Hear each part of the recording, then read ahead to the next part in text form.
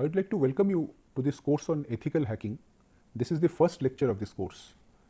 Now, in this lecture, I try to give you a very overall idea about what ethical hacking exactly is, what are the scopes of an ethical hacker, and towards the end, I shall give you some idea about the coverage of this course, what are the things we are expected to cover. Okay? So, the title of this lecture is Introduction to Ethical Hacking. Now, in this lecture, as I told you, firstly we shall try to tell you what is ethical hacking. There is a related terminology called penetration testing. We will also be discussing about that, and some of the roles of an ethical hacker, what an ethical hacker is expected to do and what he or she is not expected to do, that we shall try to distinguish and discuss. So, let us first start with the definition of ethical hacking. What exactly is ethical hacking? Well, we all have heard the term hacking and hacker. Essentially, the term has been associated with something which is bad and malicious. Well, when we hear about somebody as a hacker, we are a little afraid and cautious. Okay? I mean, as if the person is always trying to do some harm to somebody else, to some other networks, try to steal something, trying to steal something from some IT infrastructure and so on and so forth. But ethical hacking is something different. Well, ethical hacking, as per the definition, if you just look at, it essentially refers to locating the weaknesses and vulnerabilities. It means, suppose you have a network, you have an organizational network, you have an IT infrastructure, you have computers which contain some software, some data, a lot of things are there. Now, here you are trying to find out whether your infrastructure or network does have some weak points or vulnerabilities through which an actual hacker can break into your system, into your network. So, this ethical hacking is the act of locating weaknesses and vulnerabilities in computers and information system in general. It covers everything, it covers networks, it covers databases, everything. But how this is done? This is done by mimicking the behavior of a real hacker. As if you are a hacker, you are trying to break into your own network. There you will get a lot of information about what are the weak points in your own network. So, this term is important, by replicating the intent and actions of malicious hackers. Whatever malicious hackers do in reality, you try to mimic that, you try to replicate that. Okay? Your objective is to try and find out the vulnerabilities and weak points in your network. Well, you have a good intent, you try to identify the weaknesses, and later on maybe the organization will be trying to plug out or stop those weaknesses so that such attacks cannot occur or happen in the future. Okay? This ethical hacking is sometimes also referred to by some other names. Penetration testing is a well-known terminology which is used, a phrase. Intrusion testing, red teaming, these are also terminologies which are used to mean the same thing. Well, you can understand penetration testing, the literal meaning of this phrase is you are trying to penetrate into a system, you are trying to penetrate into a network. You are testing and find out whether or not you are able to penetrate. And if you are able to penetrate, which are the points through which it is easier to penetrate. These are the objectives. Okay? All right.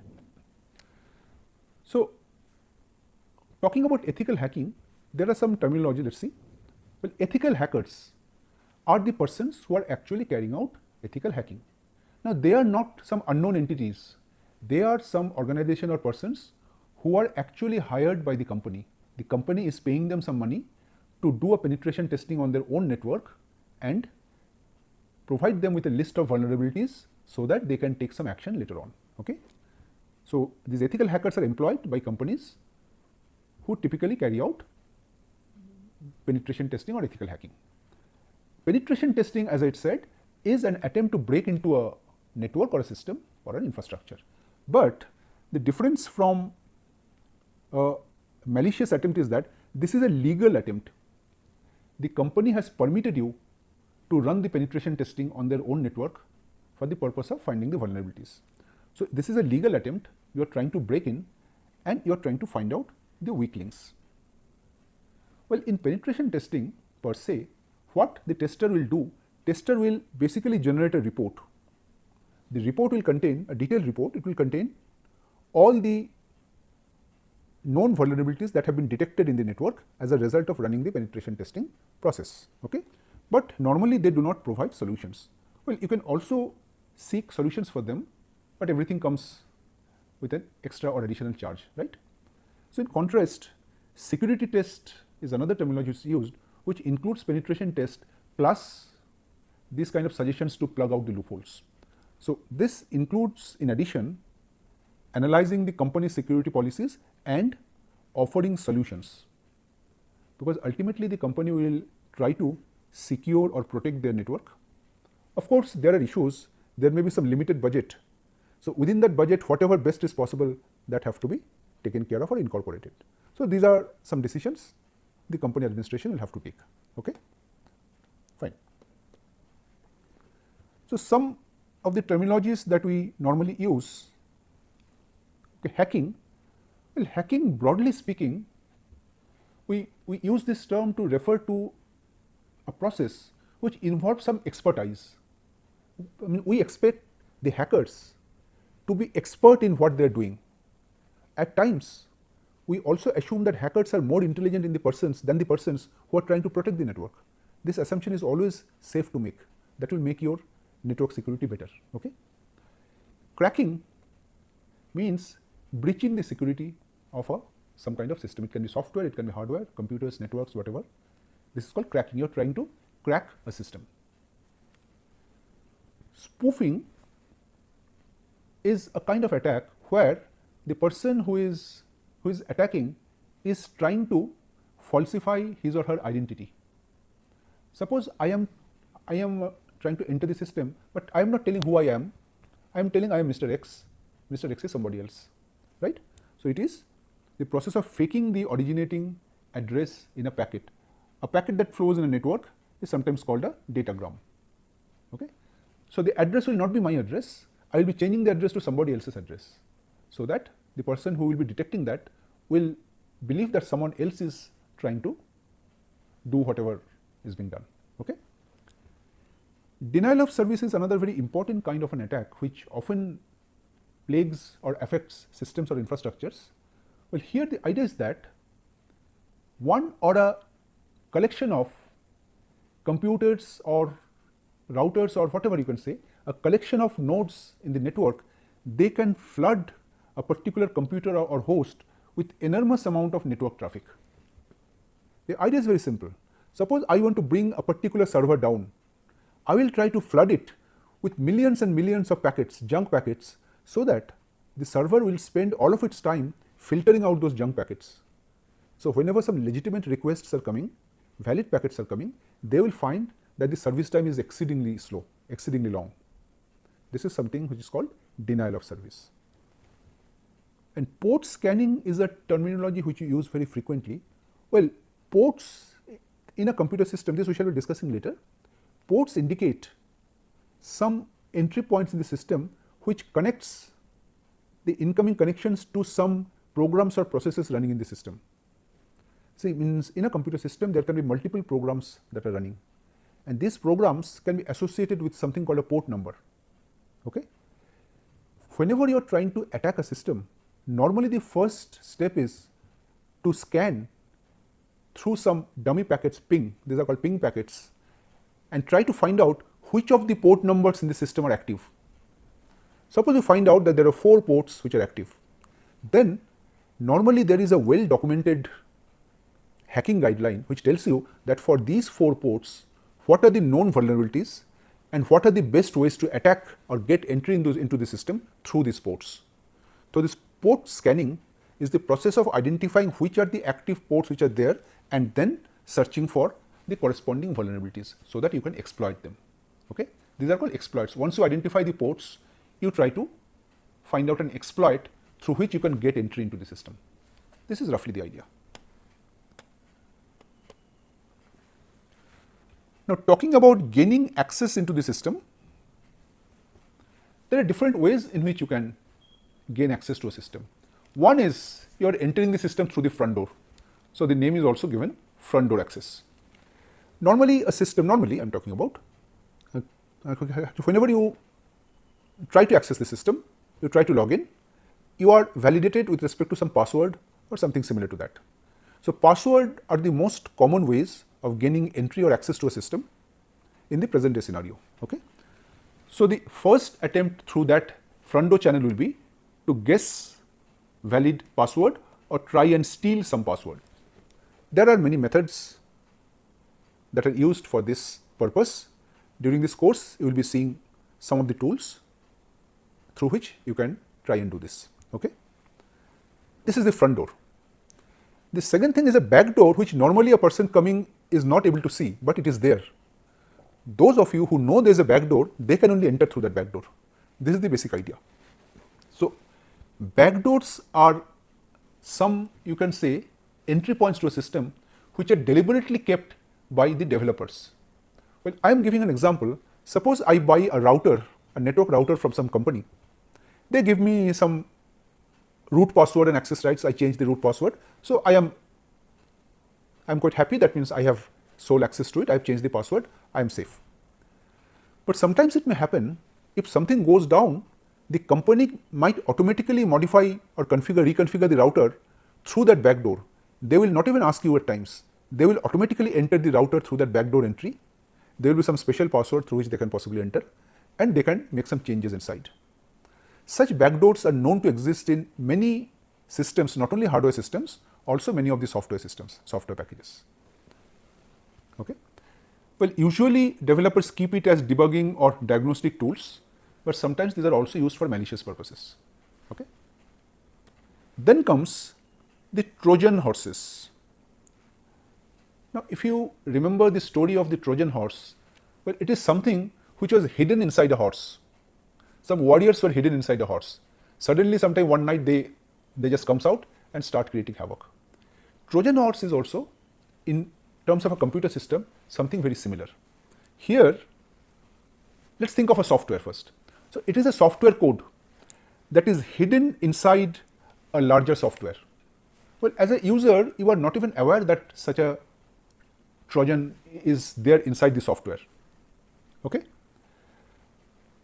Now, what happens? Sometimes that Trojan software can start running and can do a lot of malicious things in your system. For example, they can install some backdoors through which other persons or other packets can gain entry into your system. Nowadays, you will also learn as part of the course later, Trojans can also exist in hardware. Whenever you build a chip, you fabricate a chip, without your knowledge, some additional circuitry can get fabricated which can allow unauthorized access or use of your chip, of your system during its actual runtime. Okay? And lastly comes software vulnerabilities exploitation. Well, when a software is developed by a company, that software is sold. With time, some vulnerabilities might get detected. Normally, those vulnerabilities are published in the website of that company that, well, these are the vulnerabilities. Please install this patch to stop or overcome that vulnerability. But everyone do not see that message and do not install the patch.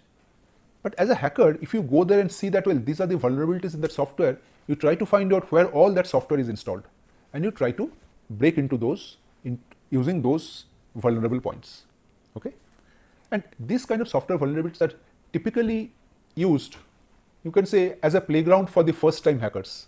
Sometimes they are called script kiddies.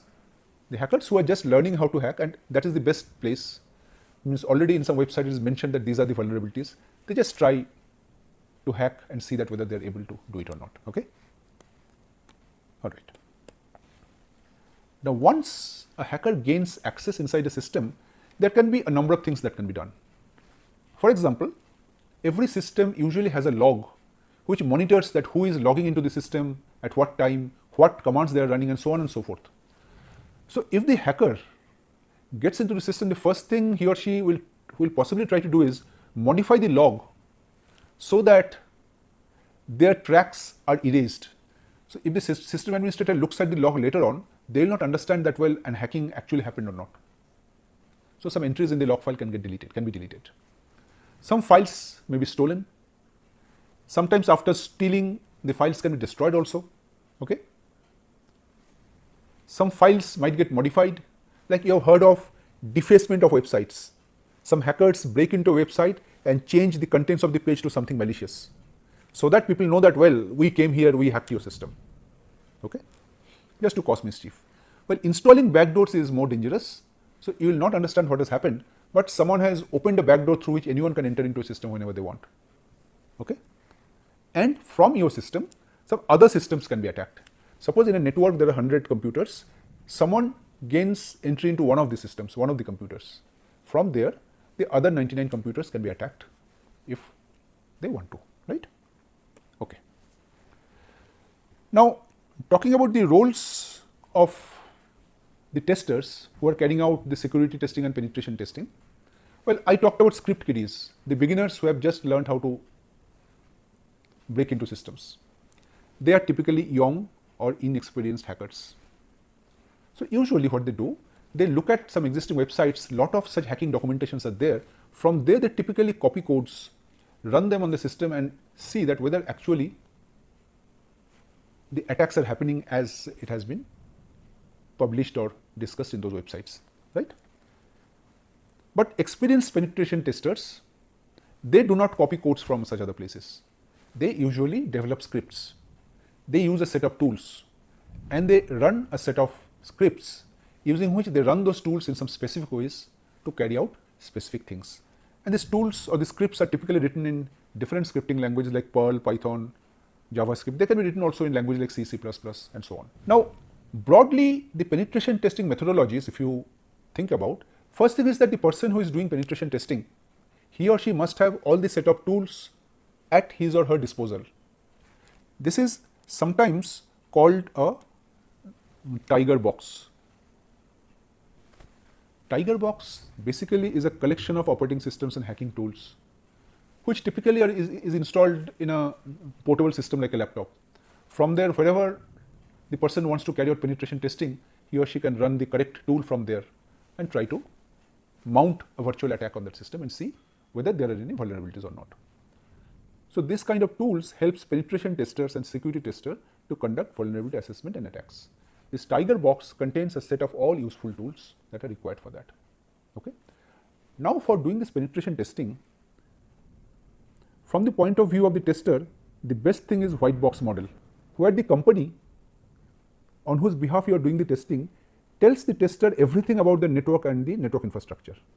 They provide you with a circuit diagram with all the details. Okay. Means about the network topology, what kind of technologies are used in the network, everything. And also, the tester, if they require, whenever they require, they are authorized to interview the IT personnel. Many times it is required in a company. If you interview people, you will get to know a lot of things, that how the information processing is carried out inside the company, what are the possible vulnerabilities that they feel there are. Okay? So this white box model makes the tester's job a lot easier, because all the information about the network, whatever is available, is made available or given to the tester. Okay? Now the exact reverse is the black box model. Black box model says that tester is not given details about the network. So it is not that the person who is asking the tester to test is deliberately not giving. Maybe the person is not competent enough or does not know the relevant information to be shared with the tester. So tester will have to dig into the environment and find out whatever relevant information is required. So the burden is on the tester to find out all the details that may be required. In practice, usually we have something in between. We do not have white box, we do not also have black box. We have something called the gray box model. What is gray box model? It is some kind of a hybrid of the white box and black box model. The company will provide the tester with partial information about the network and the other things. Well, why partial? Because the company may be knowing the details of some of the subsystems, but for some other subsystem, the details may not be available to them also. So they cannot provide any detail for that. Okay? They have just bought it and installed it, something like that. So these are broadly the approaches. Now there are some legal issues also. Well, it varies from country to country. Well, in our country, it is not that rigid. There are some other countries where it is extremely rigid. That means you are not possibly allowed to install some kind of software on your computers. So these laws that involve technologies, particularly IT, they are changing and developing very fast with time. It is very difficult to keep track of these changes. What is the latest law of the land? Okay. Now it is always good to know the exact set of rules that pertain in the place of your work, where you're working, what are the laws, what are the rules, okay? So that you should know what is allowed and what is not allowed. Maybe you are using something or doing something in good faith, but possibly it is illegal in that state or that country. Okay, maybe you may be in trouble later on. All right. So the laws of the land are very important to know. Some of the tools you are using on your computer may be illegal in that country. So you must know about these things. The cyber crimes, punishment on cyber crime, these are becoming more and more crucial and severe with every passing day. So these are a few things people should be extremely cautious about. But certain things are quite obvious, that you should not do certain things legally that everyone understands. That accessing a computer without permission is clear. So it is my computer, why are you accessing without my permission? That is something illegal. Installing worms or viruses, that is also supposed to be illegal. I have not installed worms and viruses, so I have also not asked you to install. So why have you installed or injected this kind of worms or viruses in my computer? Okay. Denial of service attacks, well, hackers do mount this kind of attacks, but these are illegal. Some services or servers are installed to provide some service to customers. So if someone tries to deny those services, that is something which is not permissible, right? Then something similar to that, denying users access to some networking resources. Because you should be aware, whatever you are doing, maybe as part of ethical hacking, maybe as part of the work which company has asked you to do. Maybe you are doing something inside the network of the company, but you should be careful. You should not prevent the customers of that company from doing their job. This is very important, okay?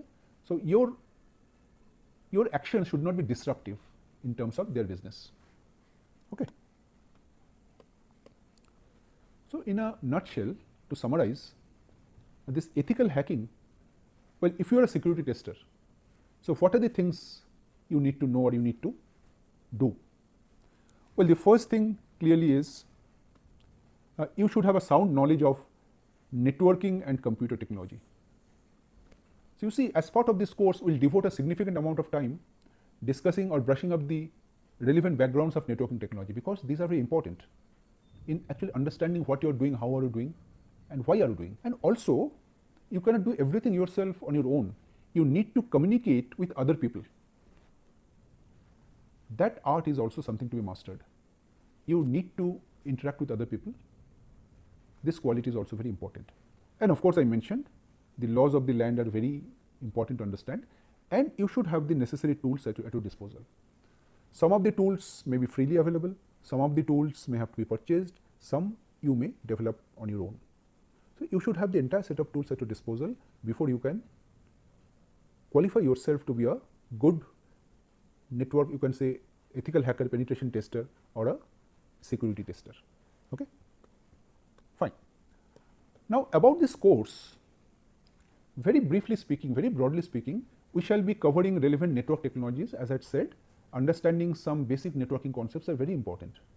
To understand how these tools work, if you do not understand the networking concepts, you will not be able to use the tools at all, okay?